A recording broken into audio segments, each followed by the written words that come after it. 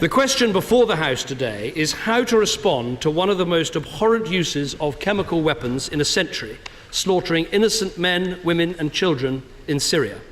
It is not about taking sides in the Syrian conflict. It is not about invading.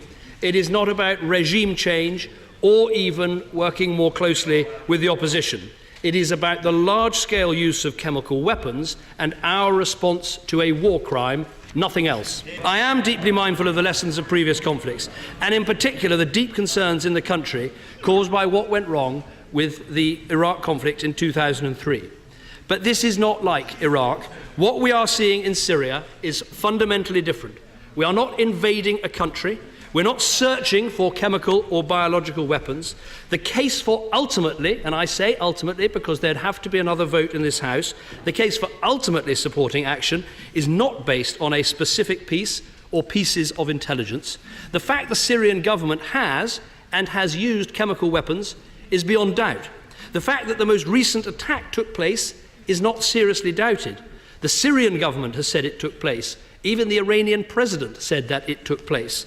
And the evidence that the Syrian regime has used these weapons in the early hours of the 21st of August is right in front of our eyes. We have multiple eyewitness accounts of chemical-filled rockets being used against opposition-controlled areas.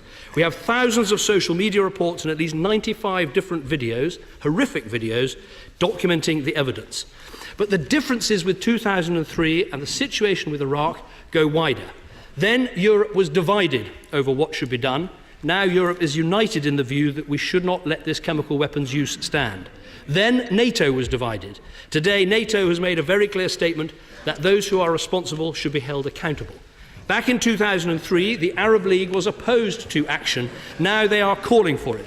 They've issued a statement holding the Syrian regime fully responsible and asking the international community to overcome internal disagreements and to take action against those who committed this crime.